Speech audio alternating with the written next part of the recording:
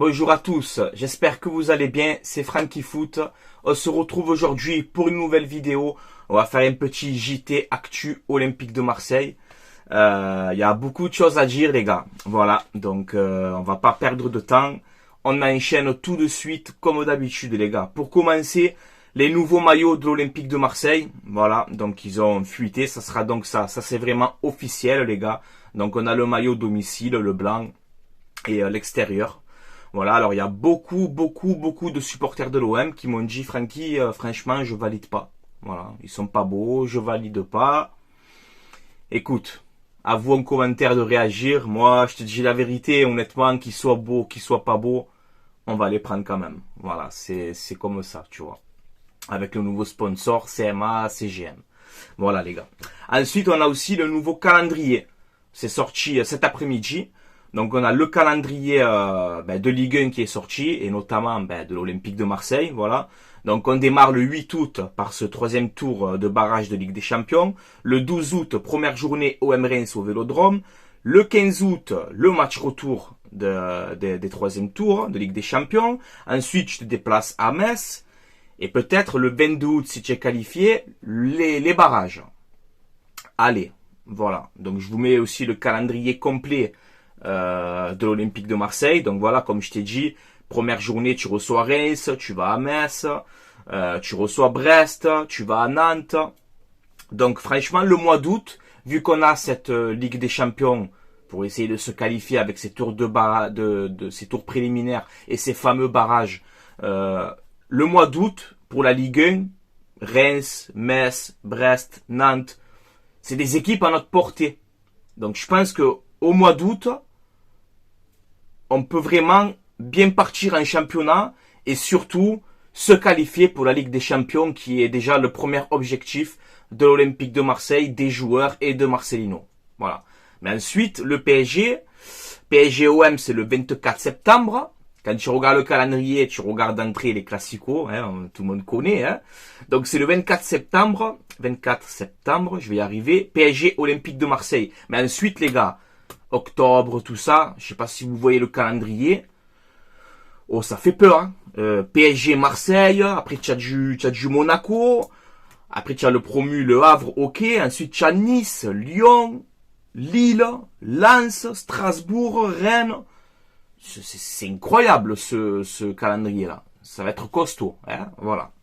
Il n'y a pas de petits matchs en Ligue 1, vous le savez avec moi. Mais voilà, le calendrier, il est dispo, vous pouvez aller voir de vous-même, les gars. Ensuite, on va parler de quoi? De Marcelino, voilà, le nouveau coach de l'Olympique de Marseille. Alors, il y a certains qui nous ont dit, il arrivera la semaine prochaine. Ouais, mais la semaine prochaine, c'est la reprise. C'est logique qu'il soit là en même temps, tu vois. Donc là, apparemment, ce qu'on nous dit, Marcelino sera à Marseille ce week-end. Voilà, peut-être vendredi ou samedi, je sais pas. Il sera à Marseille ce week-end avec son staff, etc. Ça parlait encore une fois de son système de jeu. Donc on sait que c'est le 4-4-2 normalement qui va être utilisé. Mais comme je t'ai dit, il y a toujours un ou deux systèmes dans sa tête. Le 4-2-3-1 qui ressort, le 4-1-4-1, tu vois. Mais bon, on part logiquement sur un 4-4-2, je pense. Ensuite, on va parler de quoi? De Macron, le président Emmanuel Macron qui était à Marseille. Donc voilà, il est venu à Marseille, etc. pour différentes raisons et pas que pour la vente OM, hein, parce que on fait beaucoup de liens rapidement. Mais voilà, Emmanuel Macron, il a parlé à Rachid Zerwal, donc qui est le chef de groupe des supporters des South Winners. Et en gros, Rachid, il lui dit, tu sais, voilà, ils parlent entre eux, normal, tu vois. Et Rachid Zerwal, il lui dit à Macron, au président Macron, il lui dit, aidez-nous à trouver de nouveaux investisseurs, je sais pas quoi, enfin, une phrase comme ça. Et Emmanuel Macron, il dit, ouais, surtout qu'il y a un entraîneur pas loin dans les parages, tu vois. Et donc, Rachid, il rigole, tu vois, on sait qu'il parle de Zidane, parce que Zidane, il est à Marseille. Et Rachid Zerwal lui dit, ouais, mais c'est pas un entraîneur, là, qu'on a besoin. On a besoin de nouveaux investisseurs, tu vois. Et Macron, il lui dit, si tu as un entraîneur comme ça, il peut t'attirer de nouveaux investisseurs, voilà. Mais c'est une discussion comme ça, quoi. Tu vois ce que je veux te dire? Ça prend une ampleur de fou, cette vente OM. C'est impressionnant. En tout cas, une chose est sûre, avec cette petite discussion, moi c'est mon avis, après on va pas parler de Vanthoem, hein, je vous l'annonce de suite, mais une chose est sûre, c'est que les Saoudiens ne sont pas au club. Eh oui les gars, quand on nous dit que les Saoudiens ils sont cachés, pas cachés, il n'y a pas de Saoudiens au club. Sinon Rachid Zerwal serait au courant. Emmanuel Macron, président de la France et supporter de l'OM, serait au courant. Je sais pas, c'est logique en fait. Peut-être qu'il y a actuellement peut-être des négociations en cours, peut-être et encore. Moi, j'ai aucune source, je vous le dis d'entrée les gars. J'ai aucune source, je donne mon simple avis de supporter. Mais quand on nous dit des fois que les Saoudiens sont au club, qu'ils mettent l'argent, non, les Saoudiens ne sont pas au club. Il faut arrêter avec ce délire. Parce que ce problème de Vanthoem, ça divise les supporters entre ceux qui croient, ceux qui croient pas, ça s'embrouille entre eux. Alors qu'on doit rester solidaire, on supporte le même club. Qui est vente ou pas vente. Toi tu crois à la vente, grand bien te fasse. L'autre il croit pas à la vente, grand bien lui fasse aussi. Mais on va pas s'emboucaner pour une Vanthoem quoi. Voilà. Donc, moi j'ai parlé et tout, je vous le dis. J'ai parlé avec des gens et tout. Même avec Thibaut Vizéria, hein, voilà, je lui ai dit. Ça prouve que les Saoudiens ne sont pas au club. Encore une fois, il faut arrêter à un moment donné aussi. Voilà, il faut arrêter. C'est bon quoi, ça fait 3 ans, c'est bon. On le voit que l'OM il a changé, on le voit que en termes de finances c'est beaucoup mieux. L'OM est le 20e club le plus dépensier en 2022 sur le marché des transferts, donc on le voit, on le sait, on est des supporters de l'OM, on le voit qu'il y a du changement, on le voit que l'OM quand même progresse.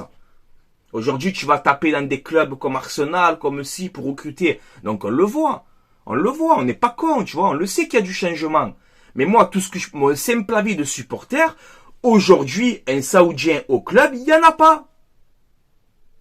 Sinon, même le président de la République serait au courant. Et surtout, Rachid Zerwal, qui est le chef du groupe des supporters des South Winners. Voilà, moi, c'est mon simple avis. Voilà, c'est mon simple avis. Et je le répète encore une fois, et après on va enchaîner. Je le répète encore une fois, comme ça c'est bien clair. Comme ça, tout le monde sait ma pensée. Je ne suis pas contre une Vanthoem.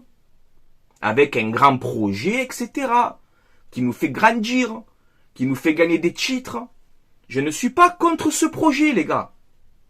Mais juste, j'ai envie qu'on arrête avec ça, en fait. Voilà. Le jour que c'est officiel, que tu as le communiqué officiel du club de l'Olympique de Marseille, là, on parlera du futur projet, de la vente, etc. Comment ça s'est fait, pas comment ça s'est fait.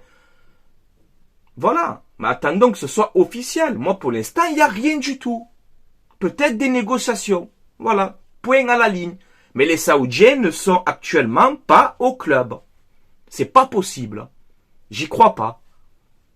Pourquoi sinon Rachid Zerwal dirait à Emmanuel Macron aidez-nous à trouver de nouveaux investisseurs. Enfin, je sais pas, à un moment donné, faut... Bon, bref, allez, j'ai donné mon avis sur ça, on va enchaîner, on n'a pas le temps. Justement, qui est vente ou pas vente, ou ce que tu veux, on a le feu vert de la DNCG. Et voilà, et je connais les commentaires de chacun. Oh, comme par hasard, l'OM est validé par la DNCG. Vous êtes comptable? Moi, je suis content, moi, que mon club il passe bien à la DNCG. Je suis content, je suis pas comptable. Je fais pas les comptes, les gars. Tout ce que je peux vous dire, c'est que le mercato, il va commencer. Eh oui, ça va commencer, le mercato, les gars. Ça va commencer parce qu'on a eu le feu vert de la DNCG. Il n'y a pas de problème. En même temps, on avait que, je crois, 10 millions, un truc comme ça de trous, je sais pas exactement. Mais voilà. Vente, pas vente, ce que tu veux, on passe bien. Ça veut dire que Pablo Longoria travaille bien, mine de rien, malgré des fois qu'il soit critiqué. Il travaille bien. Voilà, on passe tranquille et on va pouvoir enchaîner le mercato parce qu'on a des barrages à faire début août et je vais être prêt moi pour ces barrages et pour le championnat. Donc on va commencer par le mercato. Donc on a Ruben Blanco qui apparemment ne serait pas conservé par l'Olympique de Marseille. Voilà.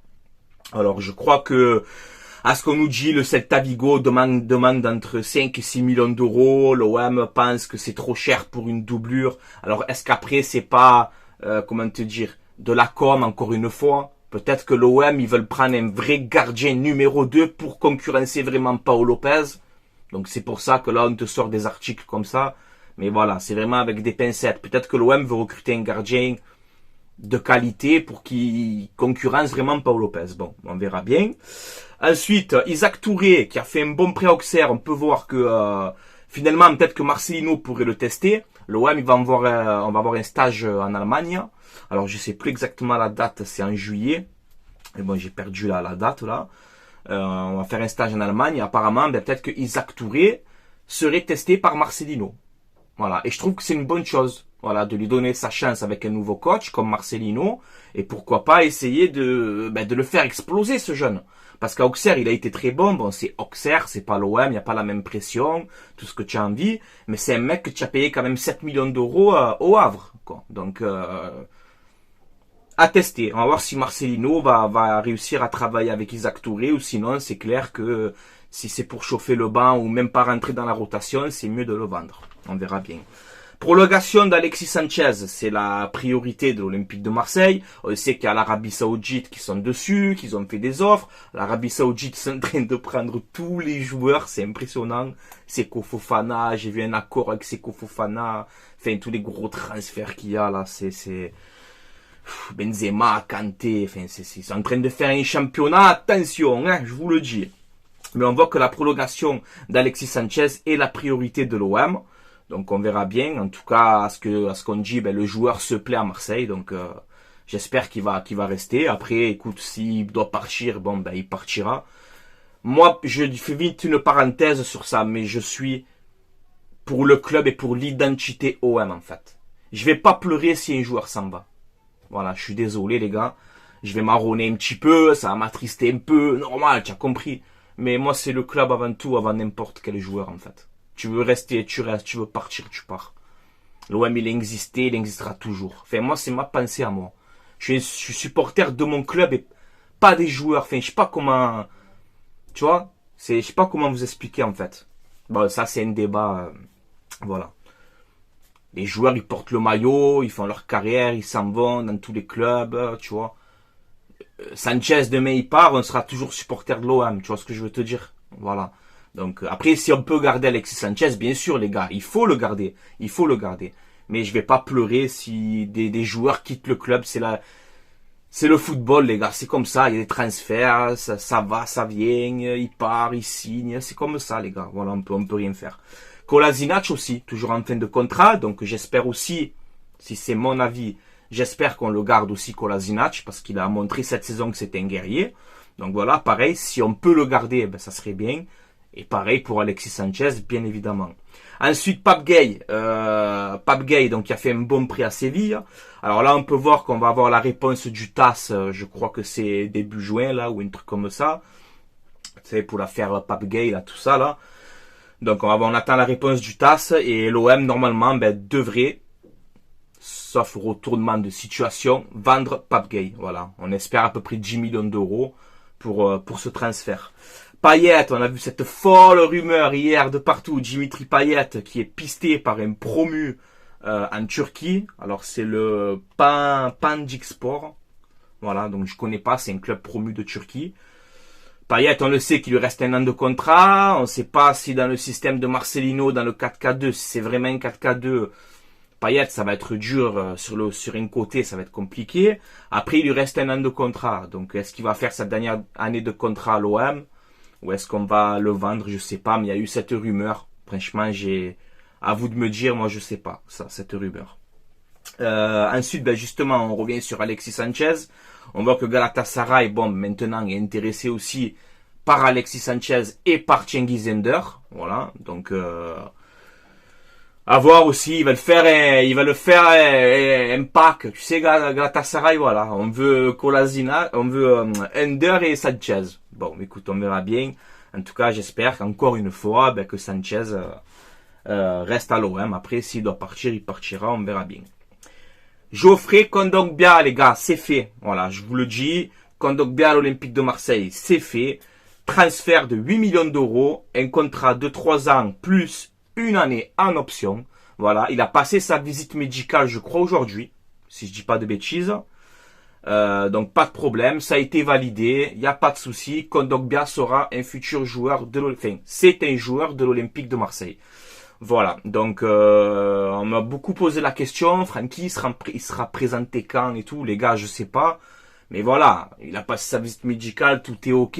Marcelino, normalement, qui doit arriver ce week-end. Je pense que c'est pour ce week-end.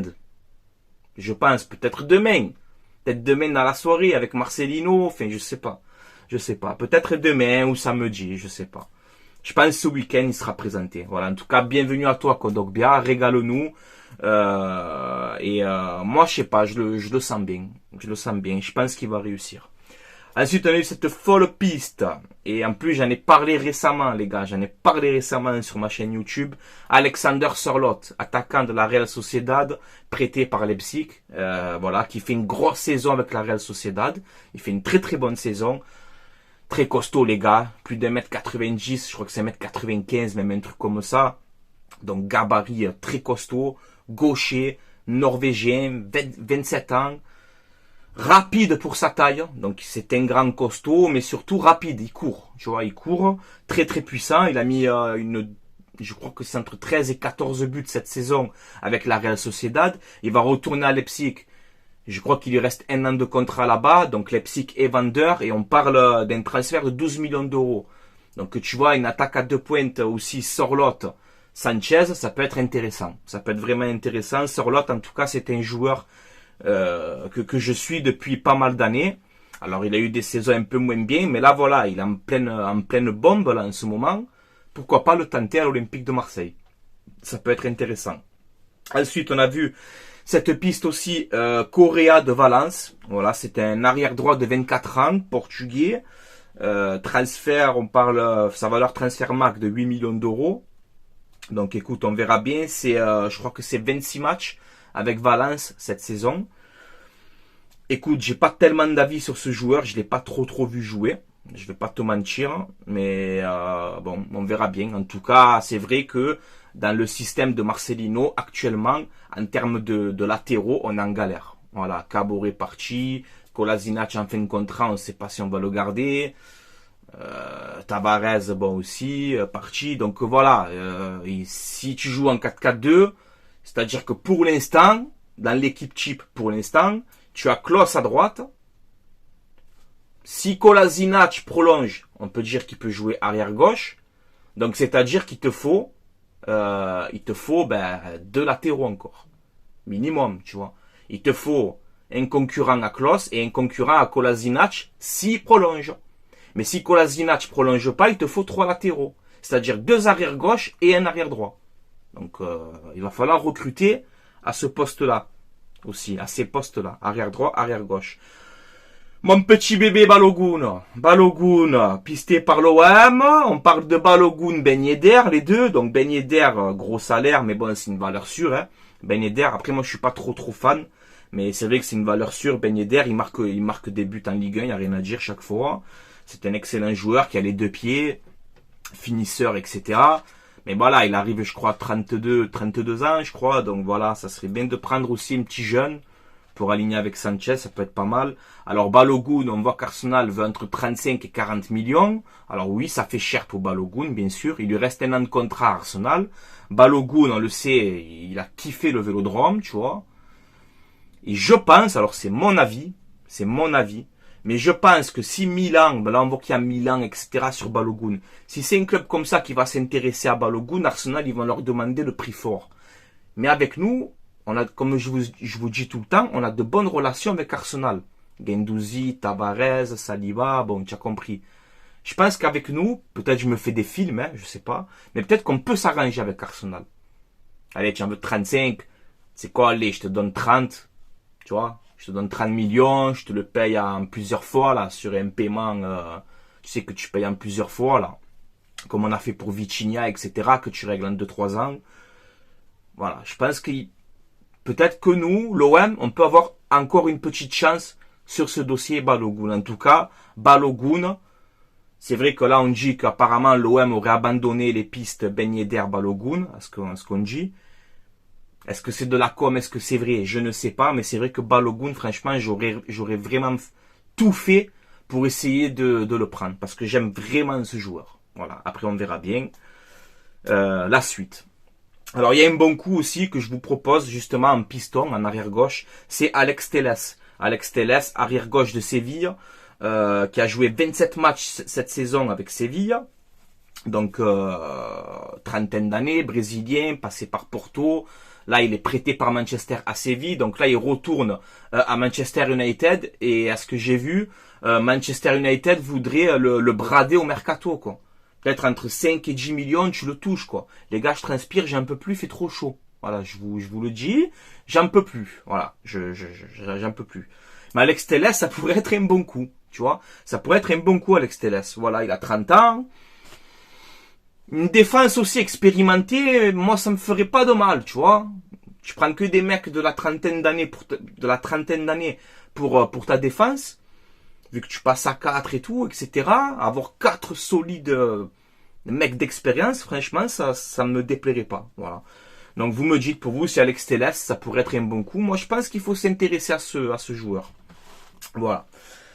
On a eu un article du site Le Phocéen. Donc ils ont fait un plan en gros sur les 10 latéraux qui pourraient être intéressants pour le mercato pour l'Olympique de Marseille. Alors c'est quasiment que des mecs libres ou alors des mecs qui leur restent en gros 1 an de contrat à peu près.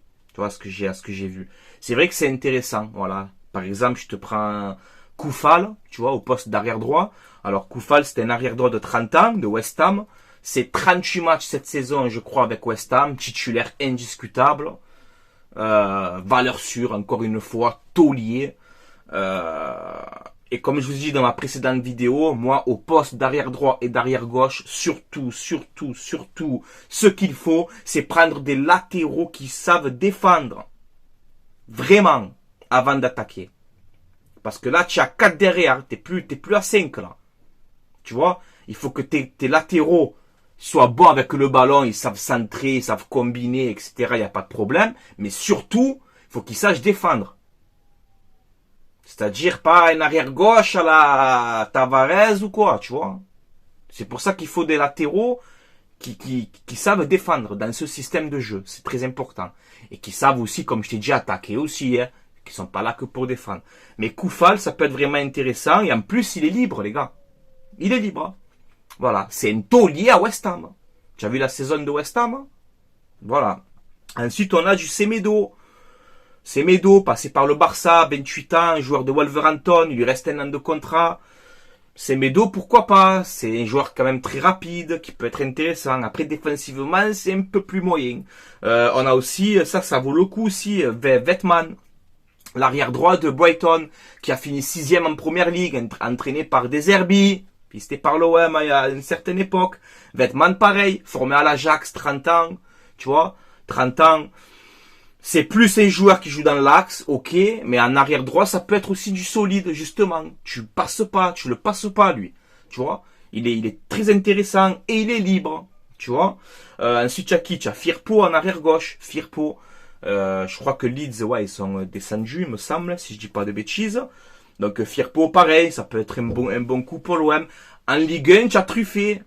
Truffé, à qui reste 1 an de contrat au Stade Rennais, 21 ans, qui a connu une sélection en équipe de France il n'y a pas si longtemps, un jeune qui est en train de monter. Tu vois, Truffé, pourquoi pas? Pourquoi pas tenter le coup si on me recrute en Ligue 1? Ensuite, à gauche aussi, t'as Spinazzola de la Roma.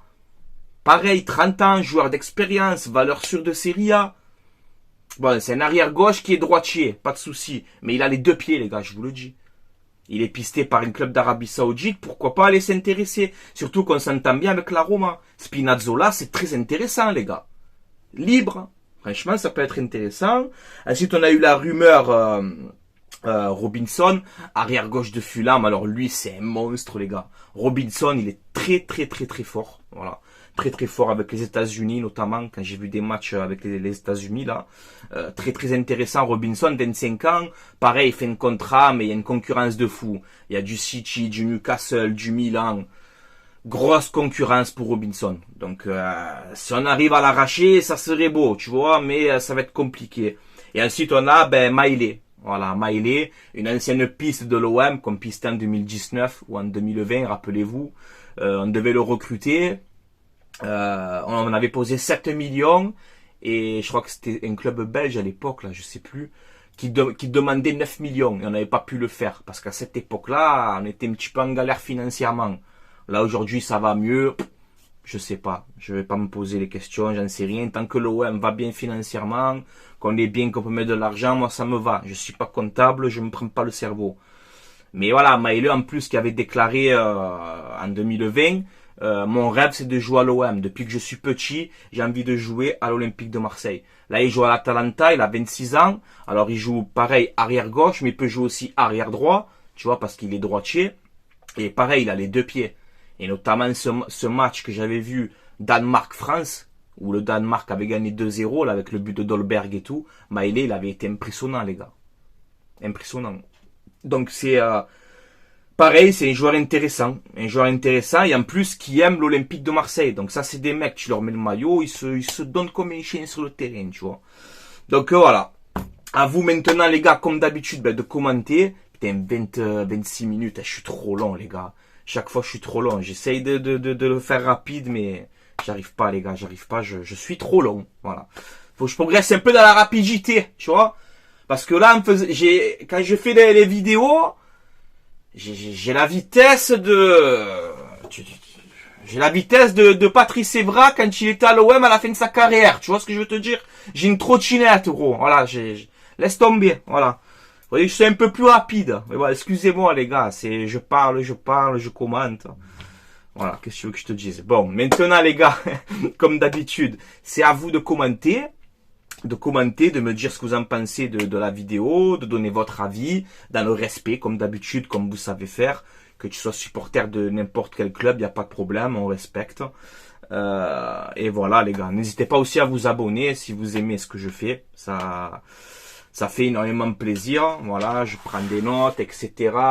C'est travailler, les gars. À chaque fois, je vous montre les cahiers, mais tu vois, je prends des notes, j'essaye de faire bien, de pas vous dire trop de conneries, tu vois, d'essayer d'être le plus réaliste possible.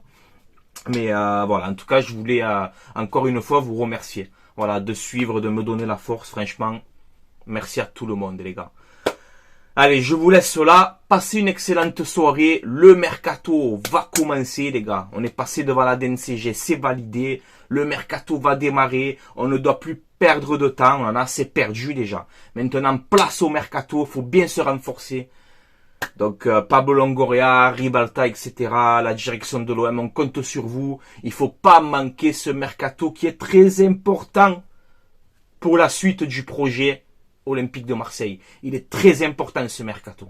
Très très important. Donc soyez malins, soyez intelligents. Et il y a des bons coups à faire. Il y a des bons coups à faire sans forcément dépenser des milliards. Tu vois, il faut être intelligent. Et je sais qu'on peut le faire. Et j'ai confiance en vous. Voilà. Allez, je vous laisse là. Passez une excellente soirée. Et allez l'OM. À la vie, à la mort. Ciao, ciao tout le monde, les gars.